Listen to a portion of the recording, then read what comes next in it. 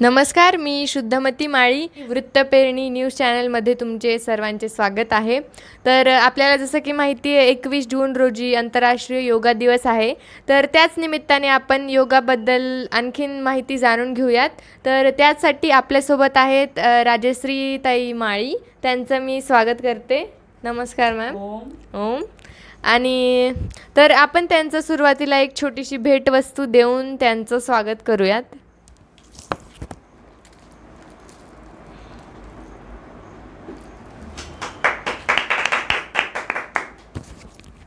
तर मी सुरुवातीला राजश्री ताईंचा एक छोटासा परिचय तुम्हाला करून देते.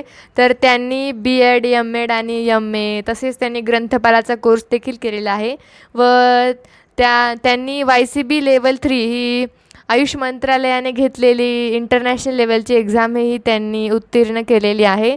त्यांचा रोजचा ऑनलाईन योगा क्लासही घेतात. तर मी त्यांना असं पहिला प्रश्न विचारू इच्छिते की तुम्ही योगाकडे कसे वळलात? तुमची स्टार्टिंग कशी होती योगाकडे जाण्याची? मला म्हणजे असं योगाविषयी मला खूप उत्सुकता होती. योगाविषयी मला खूप उत्सुकता होती. योग कसा केला जातो, प्राणायाम काय आहे, याची माहिती करून घ्यायचं आणि मग ते आसन मला स्वतःला करायला आवडत होते. अगोदरच मला आसन आणि प्राणायाम याविषयी उत्सुकता आणि आवड असल्यामुळे मी योगाकडं वळलेली आहे. तर योगा म्हणजे काय आहे हे तुम्ही आम्हाला थोडक्यात सांगा. योग या शब्दाचा इतका व्यापक अर्थ आहे की आपण योग म्हणजे कसं विचार करतो की योग म्हणजे फक्त आसन करणे आणि प्राणायाम करणे म्हणजे व्यायाम करणे असाच आपण त्याचा अर्थ घेतो. पण त्याचा योगाचा अर्थ इतका व्यापक आहे की आपण पूर्ण आयुष्यभर जरी योगाचा आपण अभ्यास करायचा ठरवला आणि ते आपल्यामध्ये उतरवायचा प्रयत्न केला तरी आपलं आयुष्य कमी पडेल एवढा योग व्यापक आहे. खूप प्राचीन आहे. आपल्याला सर्वांना योगाविषयी एवढी मोठ्या प्रमाणात एवढी जास्त माहिती नाही आहे. फक्त आपल्याला एवढीच माहिती आहे की योग म्हणजे आसन करायचं असतं, नाकाने श्वास घ्यायचा असतो, सोडायचा असतो, श्वासोश्वासावर आधारित प्राणायाम असतात, एवढंच माहिती आहे आपल्याला. पण योग आपला प्राचीन आहे, खूप प्राचीन योग आहे. आणि पतंजली मुनींनी पहिल्यांदा त्याच्या योगसूत्राच्या माध्यमातून योगाला एकत्र केलेलं आहे. आणि असं हठयोगामध्ये तर शिवांनी योग पहिल्यांदा सांगितलेला आहे. मत्स्येंद्रनाथांनी तो परत पुढे नेलेला आहे. हठयोग खूप म्हणजे योगाचे वेगवेगळे बुक्स आहेत, त्याच्यामध्ये खूप वेगळी माहिती आहे. आणि मी तुम्हाला एवढ्या थोड्याशा वेळामध्ये योगाविषयी पूर्ण माहिती तुम्हाला देऊ शकणार नाही. जेवढी म्हणजे थोडक्यात तुम्हाला मी सांगते. योग कर्मसु कौशलम म्हणजे आपण जे कर्म करतो ते भगवद्गीतेमध्ये हे सांगितलेलं आहे की श्रीकृष्णाने अर्जुनाला योगाचा अर्थ सांगितलेला आहे की जे आपण कर्म करतो म्हणजेच योग आहे. प्रत्येक कर्म आपण मनपूर्वक आणि लक्षपूर्वक केलं पाहिजे, ते म्हणजे योग. आणि योग समुत्त उच्यते हे सुद्धा सांगितलेलं आहे. अशा व्याख्या आहेत योगाच्या. आणि मग त्याच्यामधून त्याचा अर्थ आपल्याला समजतो की योग म्हणजे काय आहे तो. आणि एवढ्या छोट्याशा ह्याच्यामध्ये मी योग तुम्हाला सांगू शकत नाही. तर योग खूप व्यापक आहे. तर जसं की आपल्याला माहिती आहे की काही लोक योगा करतात पण त्यांना त्याचा परिणाम काय, फायदे काय ते देखील माहीत नसतात. तर योगाचा मानवी जीवनावर काय परिणाम होतो ते आम्हाला ऐकायला आवडेल. योग हे आध्यात्मिक ह्याच्यामध्ये सुद्धा आपल्याला आपले जे प्राचीन ऋषीमुनी होते तर ते योग कशासाठी करायचे, तर त्यांना योगाचा अर्थ आत्म्याचा जीवात्मा परमात्म्याचा आत्म्याशी मिलन असं म्हटलं जातं. आणि जे योग ऋषीमुनी होते ते योग कशासाठी करायचे की फक्त आपल्याला समाधी प्राप्त होण्यासाठी योग करायचे. आपण आता योग कशासाठी करतो, आपण आता फक्त आपल्या व्याधी दूर व्हाव्यात, आपले मानसिक आजार नीट व्हावेत आणि आपण सुंदर दिसावे ह्याच्यासाठी आपण योग करतो. पण मूळ जे योग करायचा योगाचा जो मूळ हेतू आहे तो समाधी प्राप्त करणे हा याचा अर्थ आहे. आणि योगामध्ये यम, नियम, आसन, प्राणायाम, ध्यान, धारणा, प्रत्याहार एवढं सगळं करून शेवटी आपल्याला ध्यान लावणे, त्याच्या माध्यमातून नंतर लास्टला समाधी आहे.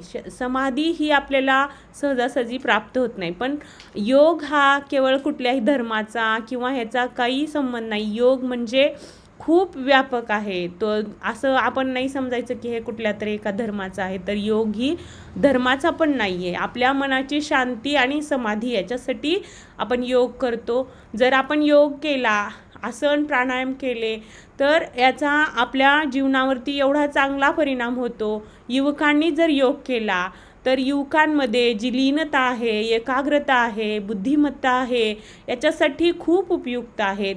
आसनाच्या माध्यमातून आपोआप हे सगळं तुमच्यामध्ये घडून येतं. म्हणून आपल्याला योग केला पाहिजे. प्राणायामामुळे आपले श्वसन संस्था, इम्युनिटी पॉवर खूप म्हणजे असं मी एवढं सांगा म्हणजे एवढी त्याच्याविषयी म्हणजे मी स्वतः ते अनुभवलेलं आहे की योग केल्यामुळं काय फायदा होतो. त्यामुळं मी तुम्हाला हे एवढं सांगते की मी 10-15 वर्ष झालं मी अगोदर स्वतः प्रत्येक गोष्ट मी स्वतः अनुभवलेली आहे. योग मी स्वतः केलेला आहे आणि माझ्यामध्ये काय बदल झालेत याच्या माध्यमातून मीही तुम्हाला सांगू शकते की योग मानवी जीवनावरती केवळ रोगच नाही तर तुम्हाला मानसिक शांती साठी उपयुक्त आहे. तुमची इम्युनिटी पॉवर वाढण्यासाठी उपयुक्त आहे. तुमच्यामधली शक्ती वाढते, तुमच्यामध्ये तरतरी राहते. जर आपल्याला तरुणांसारखी जर वृद्ध व्यक्ती असतील तर त्यांना तरुणांसारखी त्यांच्यामध्ये चंचलता आणि तरतरी ही कायम राहते. हा मानवी जीवनावरती परिणाम होतो. आध्यात्मिक तर होतोच होतो, पण बाकी सगळा खूप फायदा होतो योगाचा. त्याच्यामुळे माझं असं मत आहे की प्रत्येक व्यक्तीने योग केला पाहिजे, अशी माझी तळमळ आहे की प्रत्येकापर्यंत योग पोहोचला पाहिजे. म्हणून मी ह्या मुलाखतीसाठी सुद्धा त्यासाठीच तयार झालेली आहे की माझं हे प्रत्येक करो योग रहो निरोग, प्रत्येकाने योग केला पाहिजे. मुलांनी, गर्भवती स्त्रियांनी जर योग केला तर त्यांच्या मुलांवरती सुद्धा चांगले परिणाम होतात. युवकांनी केले तर युवकांना कुठलीही गोष्ट आपल्याला त्यांना आजकाल कसं कुणालाही लगेच नर्वसनेस येतो, काही त्यांना लगेच वाईट वाटायला चालू होतं, काही कशामध्ये गुंततात. तर तशी अवस्थाच योग जर केला तर त्यांच्यामध्ये तशी अवस्थाच निर्माण होणार नाही. स्वतः युवक खूप चांगले बनतील आणि आपला भारतीय समाज आहे हा खूप चांगला. भारतीय समाज, महाराष्ट्रातली सगळी लोक देशातली आपल्या एवढी चांगली बनतील की आपल्या देशावरती असं ऋषीमुनींना जसा समाज पाहिजे होता, रामांना जसं रामराजांना जसा समाज पाहिजे होता, तसा समाज योग केल्यामुळे निर्माण होईल असं मला वाटतं. ओके. तर आसन केल्याने काय फायदा होतात? जसे की खूप सारे आसन असतात योगामध्ये, तर कोणत्या असं काही जे थोडे आसन आम्हाला सांगा ज्याचा फायदा, परिणाम. आसन हे योगातलं फक्त एक साधन आहे. आसन हे एक साधन आहे. योग म्हणजे समाधी मार्गाकडे जाण्यासाठी आसन केवळ एक साधन आहे. तर आसन केल्यामुळं काय होतं की आपलं शरीर बलिष्ठ होतं. म्हणजे आपल्याला समाधीमध्ये कुठल्याही अवस्थेमध्ये आपल्याला कितीही वेळ स्थिर सुखम आसनम अशी ही आसनाची व्याख्या आहे की ज्या स्थितीमध्ये आपण स्थिरतापूर्वक आसन स्थितीमध्ये आणि आनंदाने राहू शकतो त्याला आसन म्हणतात. आसन आपल्याला असा त्रास नाही झाला पाहिजे कुठलाही आसन केल्यानंतर. आपण इतकं आनंदाने त्या आसनात बसू शकलो पाहिजे. जसं की पद्मासन आहे, बद्ध पद्मासन, भद्रासन, आपलं वृक्षासन, ताडासन, त्रिकोणासन, खूप आसनं आहेत आणि प्रत्येक ग्रंथामध्ये आसनांचं वर्णन आलेलं आहे आणि आसनांची संख्या खूप मोठी आहे. पण आपल्याला जे उपयुक्त आहेत, आता जसं मी तुम्हाला सांगू शकते की मधुमेहासाठी वक्रासन आहे. जसं की आपल्या पोटाला पीळ पडतं आणि त्या आपल्यामध्ये जे पॅनक्रियाज असतात त्या सक्रिय होतात आणि पॅनक्रियाज सक्रिय झाल्यामुळं आपल्या जी इन्शुलन्सची निर्मिती होते आणि आपोआपच आपली शुगर जी आहे ती शुगर लेवल कमी होते. तर मला जितकं माहिती आहे त्याच्यामध्ये मला वाटतं की प्राणायाम हा योगाचाच एक भाग आहे. तर प्राणायाम काय असतं त्याच्याबद्दलही थोडंसं सांगा. यम, नियम, आसन, प्राणायाम. तर हे योगामधला फक्त एक एक भाग म्हणला जातो त्या प्रकारे आहे. प्राणायामामुळं आपल्याला ध्यानधारणेकडं वळण्यासाठी आध्यात्मिक आपली कुंडलिनी जागृती वगैरे आपण ऋषीमुनी त्यासाठी करायचे योगा प्राणायाम. तर आता आपण इम्युनिटी वाढवण्यासाठी आणि आपल्या शरीर तील रोग नाहीसे व्हावे आणि आपल्याला रोग होणारच नाही त्याच्यासाठी आपण योग करतो. तर प्राणायाम कशासाठी करायचे की आपल्या जी रिस्पिरेटरी सिस्टीम आहे, आपले जे लंग्स आहेत, हार्ट आहे ह्याच्यासाठी आणि आपलं ब्लड सर्क्युलेशन, आपल्या ब्लडमध्ये ऑक्सिजन लेवल वाढण्यासाठी. आता आपण बघतो करोनाच्या काळामध्ये आपली ऑक्सिजन लेवल कमी होते, तर आपण हे योगाच्या माध्यमातून आपली ब्लडमधली ऑक्सिजन लेवल हे प्राणायामाने वाढवू शकतो. प्राणायाम हा श्वासोश्वासावर आधारित केलेले असतात, जसे की भस्त्रिका प्राणायाम आहे, कपालभाती प्राणायाम आहे, अनुलोम विलोम आहे. तर या प्राणायामामुळं काय होतं की आपल्या शरीरातील ब्लड सर्क्युलेशन वाढतं आणि त्यासोबतच आपल्या हार्टकडं त्यांनी ऑक्सिजनयुक्त रक्त घेऊन जातात. लंग्समधलं जे ऑक्सिजन आहे ते हार्टमध्ये, आणि हार्ट काय करतं की ऑक्सिजनयुक्त ब्लड घेतं आणि ते आपल्या पूर्ण शरीराला पोहोचवतं. तर आपण ज्यावेळेस श्वासोश्वास करतो तर ही प्रक्रिया फास्ट होते आणि त्यामुळं आपल्या पूर्ण शरीरभर ऑक्सिजनचा पुरवठा होतो आणि त्यामुळंच आपण दिवसभर ताजेतवाने फ्रेश राहतो. आणि प्राणायामामुळे आपली मानसिकता खूप चांगली राहते, आपलं मन शांत राहतं. प्राणायामाचे खूप फायदे आहेत. ओके. तर आजच्या ज्या टेक्नॉलॉजीच्या एरियामध्ये आपल्याला माहिती आहे की खूप जणांना स्ट्रेस, इरिटेशन असे खूप सारे प्रॉब्लेम होतात. तर असं म्हणतात की त्यावर मेडिटेशन हा एकच उपाय आहे. तर मेडिटेशन काय असतं त्याबद्दलही थोडक्यात माहिती सांगा. आम्ही योगाच्या भाषेमध्ये मेडिटेशनला ध्यान म्हणतो. तर आमची सुरुवात हे आसनांपासून होते, मग नंतर आम्ही प्राणायाम करतो, त्यानंतर आम्ही ध्यानाकडे वळतो. जसं की ध्यान हे ध्यान लावण्यासाठी ध्यान, धारणा आणि समाधी, लास्टला समाधी. तर आपण ज्यावेळेस आपण भ्रामरी करतो, भ्रामरी केल्यानंतर काय होतं की आपला जो मेंदू आहे तो खूप आपलं सारखं विचार चालू असतात मेंदूचे, कधीही मेंदू अजिबात थांबत नाही. तर त्याला विचारचक्रातून बाहेर काढण्यासाठी भ्रामरी प्राणायाम आणि ओंकार, उद्गीत प्राणायाम हे उपयुक्त आहेत. आणि त्यामुळं काय होतं की भ्रामरी प्राणायामामुळं आपण ज्यावेळेस डोळे बंद करतो आणि तोंडातल्या तोंडात ज्यावेळेस ओमचं उच्चारण करतो, गुंजन करतो ओमचं, तर आपल्या मेंदूला जे आहे तो काय होतं की आपोआप मेंदूचा व्यायाम होतो. मेंदूला कुठल्याही प्रकारे व्यायाम करता येत नाही. तर भ्रामरी हा इतका चांगला प्राणायाम आहे की तो आपल्या मेंदूचा व्यायाम घडवून आणतो. आणि त्यामुळं काय होतं की आपलं, तुम्ही जे म्हणता तुम्ही कम्प्युटरवर काम करता, दिवसभर मोबाईलवर बसता, मग तुमचं सारखं ते बघून तुमचं मन आणि मेंदू एवढा थकलेला असतो. तर तुमच्या मेंदूला आणि तुमच्या जे मानसिक तुमचं जे अशांतता असते त्यासाठी एकाग्र होण्यासाठी आणि मन शांत होण्यासाठी मानसिक आजारावरती प्राणायाम हा खूप उपयुक्त आहे. जसं भ्रामरी आणि उद्गीत प्राणायाम, ओंकाराचं आणि ध्यान. मेडिटेशन म्हणजे ध्यान. तुम्ही जर हे दोन्ही तिन्ही केलात आणि त्यानंतर तुम्ही ध्यान केल्यानंतर काय होतं की आपलं मन एकाग्र होतं आणि त्याचा फायदा आपल्या शरीरावरती होतो आणि आपोआप आपल्यामध्ये शांतता येते, चिडचिडीपणा कमी होतो त्याच्यामुळे, आपल्याला भ्रामरी प्राणायामामुळे. आणि एखादं जर खूप चंचल असेल, आपलं मन खूप चंचल असते, एका ठिकाणावर कधीच थांबत नाही, ते एकाग्र मनच होत नाही, तर ते एकाग्र मन होण्यासाठी सुद्धा भ्रामरी आणि उद्गीत प्राणायाम खूप उपयुक्त आहेत. तुम्ही स्वतः जर अनुभवलात तर तुम्हाला उद्या तुम्ही योगा डे आहे आणि तुम्ही जर हे करून बघितलात तर तुम्ही स्वतः अनुभवू शकाल की किती उपयुक्त आहे. मी किती जरी सांगितलं तरी नाही कळणार. तुम्ही स्वतः प्रत्यक्षात भ्रामरी आणि उद्गीत ओंकाराचं उच्चारण आणि ध्यान करून बघा. 2 मिनिट डोळे बंद करायचेत आणि आपल्या दोन्ही भुवयाच्यामध्ये दृष्टी केंद्रित करायची आहे आणि ध्यानमुद्रा लावायची आहे आणि हे एवढं करून डोळे बंद करून शांत 2 मिनिटपर्यंत थांबायचं आहे आणि मग तुम्ही अनुभवू शकता की तुम्हाला काय अनुभव येतो तो. ओके. तर आजकालचे बहुतांश लोक हे ओबेसिटी म्हणजे वजन जास्त आहे म्हणून चिंतित असतात. तर त्यावर असंही म्हणलं जातं की योगामुळे वजन कमी होतं. तर ही गोष्ट खरी आहे का? तुम्हाला काय वाटतं याच्यावर? योगामुळं वजन नक्कीच कमी होतं. तुम्ही तुमच्या आहाराकडं योगाच्या माध्यमातून कसं आहे, आहार, विहार आणि आसन, प्राणायाम जर तुम्ही तुम्हाला ओढ असली पाहिजे की माझं हे वजन कमी झालंच पाहिजे, तर त्याच्यामधले जे आसन आहेत, सुरुवातीचे आम्ही जॉगिंगचे प्रकार घेतो, 12 प्रकार जॉगिंगचे घेतो, परत सूर्यनमस्कार घेतो.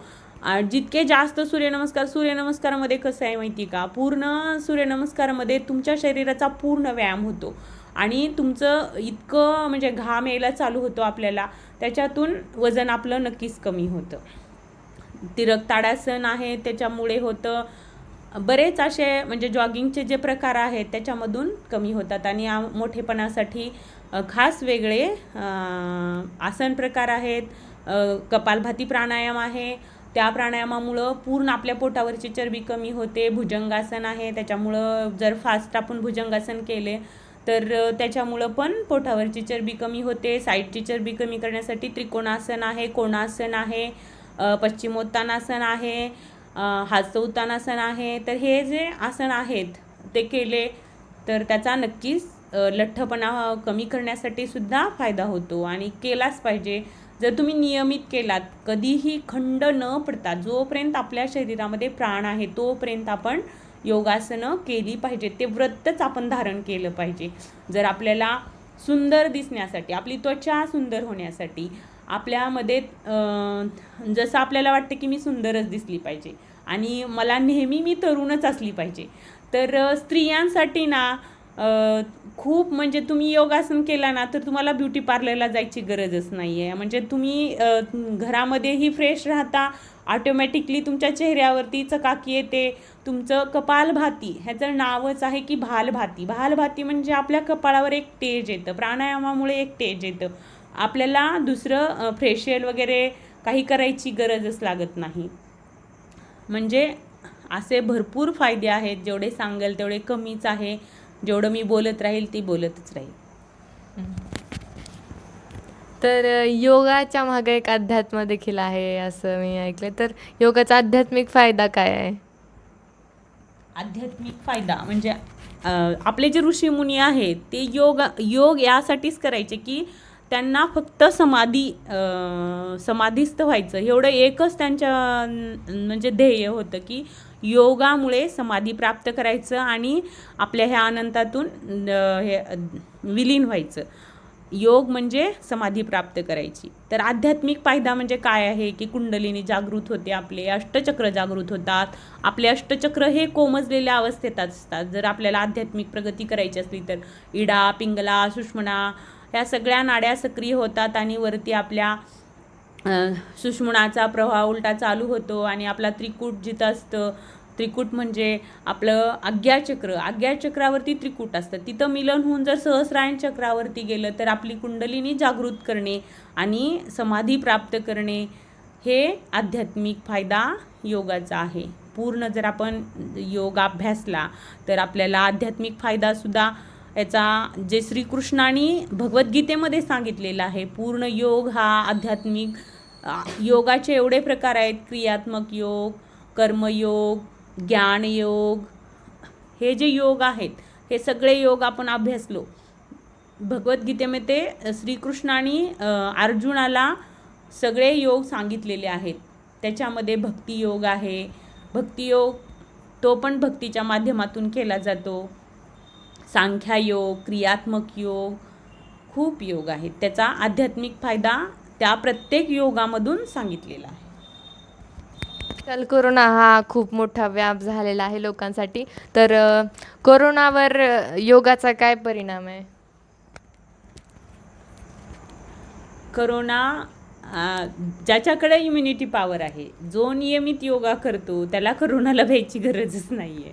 कारण करोना म्हणजे काही एवढा मोठा रोग नाही आहे, पण आपण भीतीनं घाबरून आणि आपल्याला व्यायामाचा अभाव आहे. आपल्या पूर्ण मानव समाजामध्ये कसं आपल्याला आपल्या इथला योग आहे तो परदेशामध्ये एवढं लोक मन लावून करतात, आपल्या इथे योग टीचर तिकडे जातात पण आपल्या इथले योग टीचर फ्री क्लासेस चालवतात.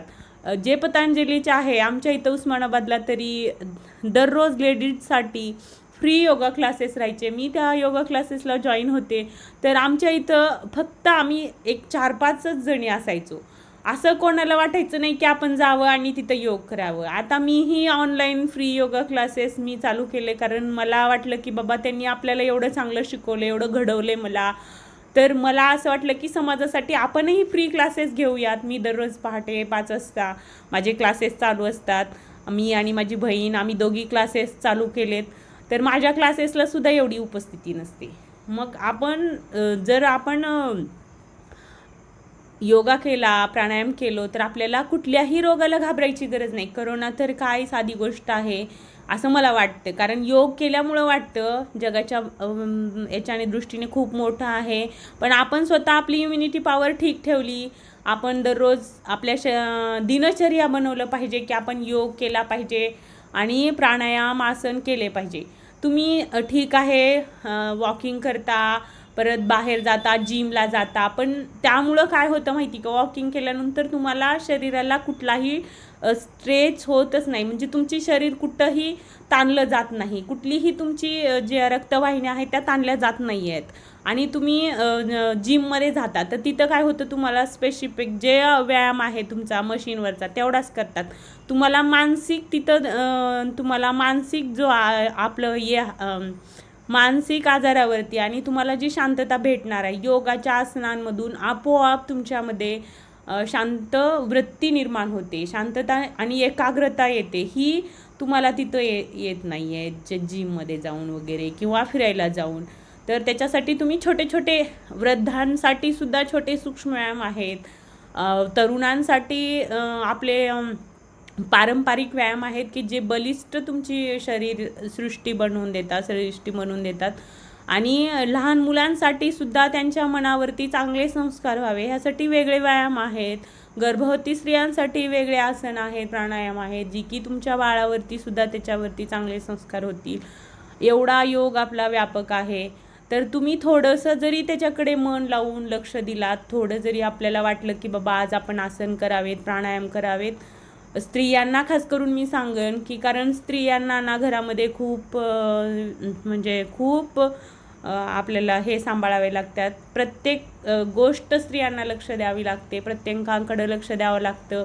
त्याच्यामुळं मानसिक ताण, चिडचिडेपणा जास्त आपल्यावरती येतो. प्रत्येक गोष्ट आपल्याला सांभाळून घ्यायची असते. त्यामुळं तर आपण योग प्राणायाम केलं तर आपलं आरोग्य तर ठीक राहीलच, आपण तर ठीक राहू, पण आपलं कुटुंबसुद्धा आपल्यामुळं चांगलं राहील.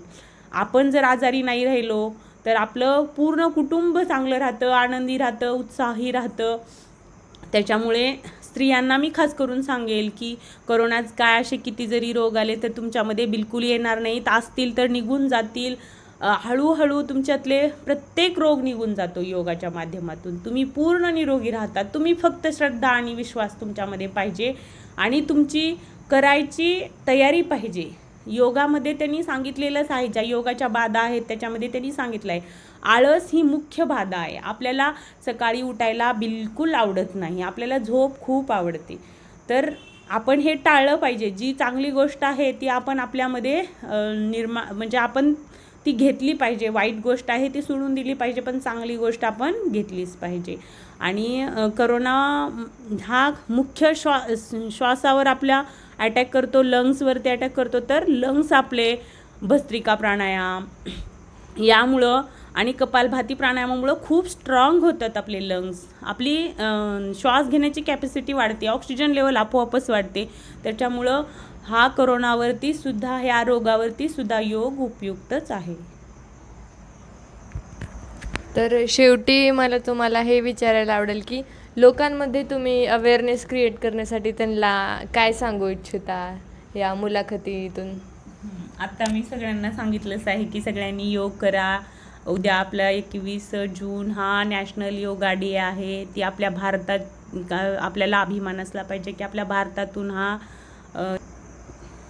योग ही आपल्या भारताची देणगी आहे. आणि आपल्या भारताची देणगी ही इंटरनॅशनल लेवलला 175पेक्षा जास्त देशांनी मान्य केलेला आहे. आणि प्रत्येक देश आपला योग तिथं त्यांनी करतात.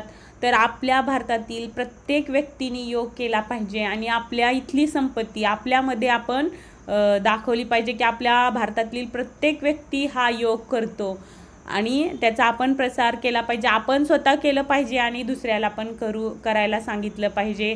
या माध्यमातून मी हेच सांगेल, करो योग रहो निरोग. जर तुम्ही दररोज योग केलात तर तुम्ही कधीही आजारी पडणार नाही. तुम्ही श्रद्धापूर्वक जर केलात, प्रत्येक आसन व्यवस्थित केलात तर तुम्ही कधीही आजारी पडणार नाहीत. मी हेच पूर्ण आपल्या भारतीय जनतेला सांगू इच्छिते.